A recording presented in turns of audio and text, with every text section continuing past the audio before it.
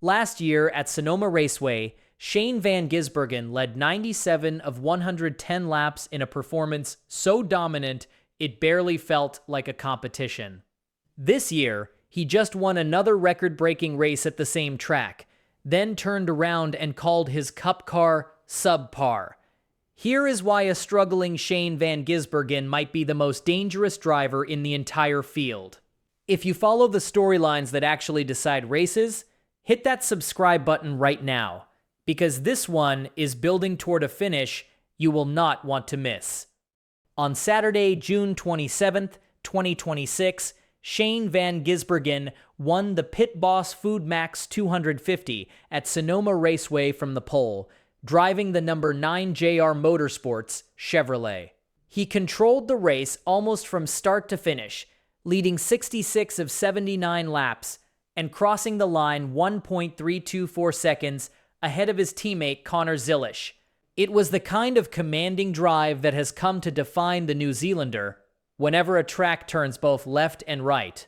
This was the 6th career win for Shane Van Gisbergen in the NASCAR O'Reilly Auto Parts Series, and his 2nd of this season. Every single one of those 6 victories has come on a road or street course. With this result, Shane Van Gisbergen became the first driver in history to win 6 NASCAR O'Reilly Auto Parts Series races on a road course. The historical weight of the achievement goes even deeper. Shane Van Gisbergen came into the weekend level with Marcos Ambrose, who won 5 times between 2008 and 2014 across 77 starts. 5 of those Marcos Ambrose road course wins came at Watkins Glen, with his only other triumph at Montreal in 2011. Shane Van Gisbergen passed that benchmark to stand alone as the most successful foreign-born driver in the series, and he did it in just 39 starts. He is not the all-time king of the discipline yet, and it is worth being clear about that ceiling. AJ Allmendinger has the most NASCAR O'Reilly Auto Parts Series road course wins, with 11 to his name. So the accurate way to frame Shane Van Gisbergen right now is as the next in line, climbing fast toward a record that still belongs to someone else. After the win, Shane Van Gisbergen was honest about how the race actually felt to watch. "Sorry it wasn't the most exciting.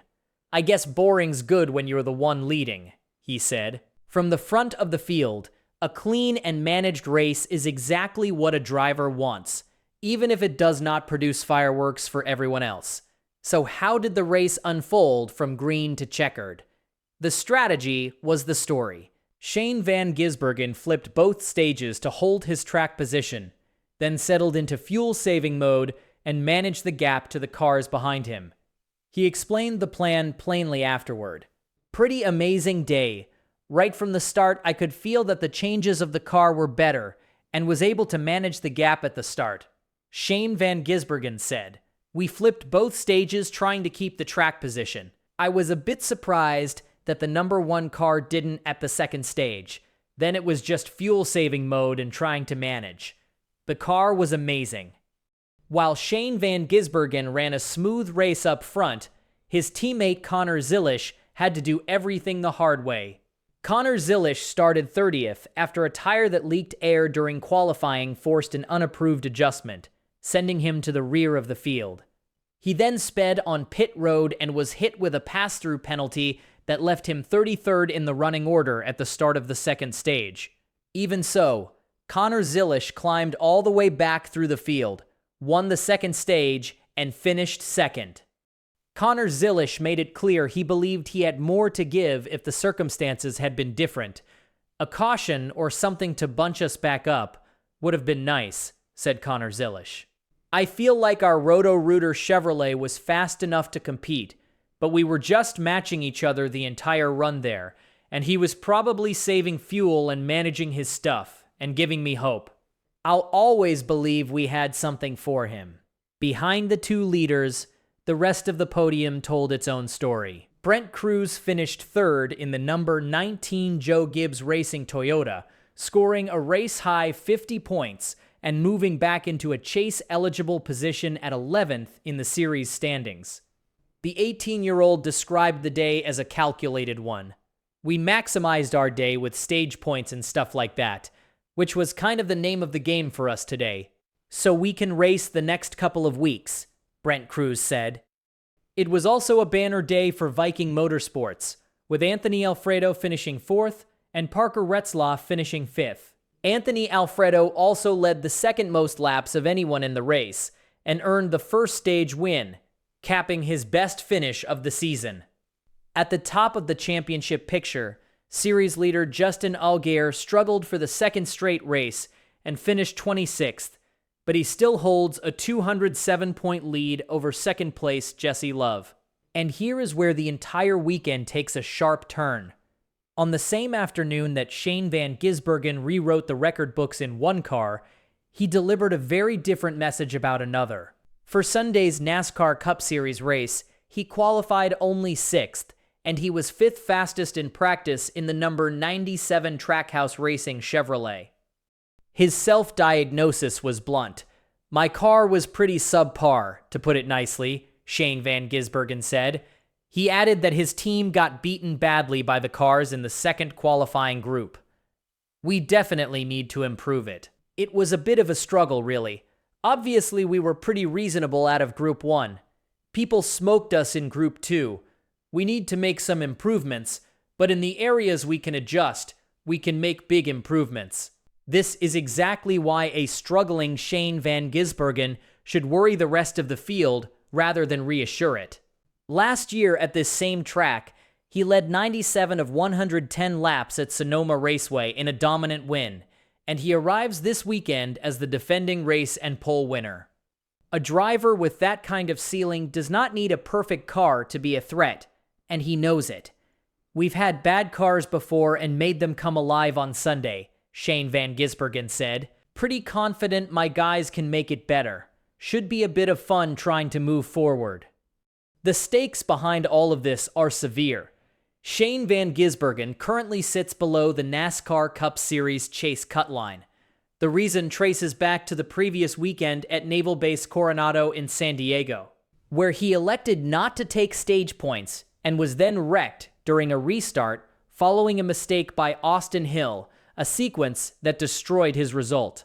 He explained the impossible math of that decision afterward. "That's always the tough thing. You want to score stage points, but then you can bury yourself in the pack. You can't really strategize around it," Shane Van Gisbergen said. What makes Sunday so important is timing.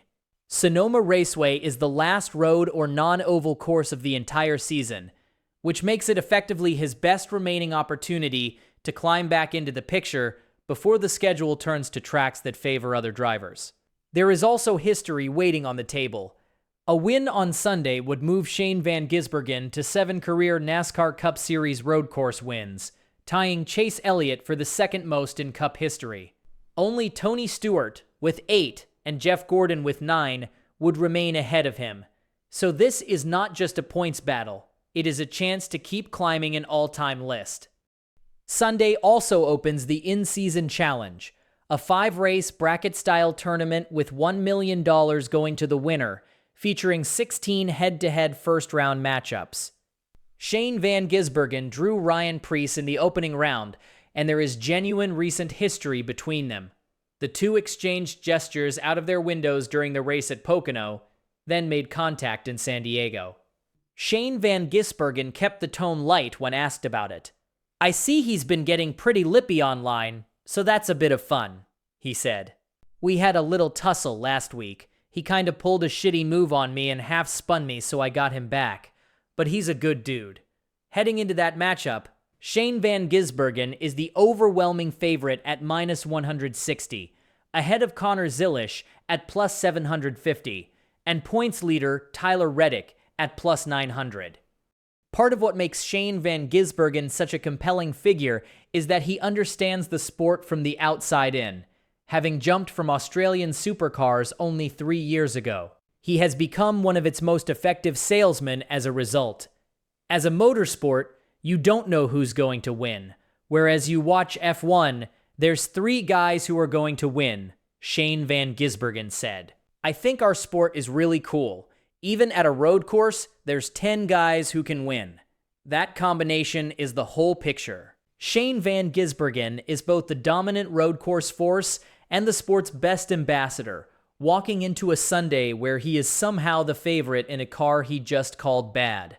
There are other threads worth tracking on Sunday. Ty Gibbs won the Cup pole with a lap of 1:14.829, beating Carson Hocevar by just 0.025 seconds. Claiming his first pole of 2026, his first at Sonoma Raceway, and the third of his career. Ty Gibbs is also the defending in-season challenge champion and faces Austin Dillon in the first round. Bubba Wallace crashed early in qualifying and will move to the rear of the field. Christopher Bell plans to run the full race despite a fractured wrist from a Michigan crash, qualified 14th, and sits 60 points above the cut line. And in a rematch of last year's stunning upset, Ty Dillon once again faces Denny Hamlin in the opening round. If you want the full breakdown of how Sunday plays out for Shane Van Gisbergen, drop a comment with who you think wins at Sonoma Raceway, and make sure you are subscribed so you do not miss the result.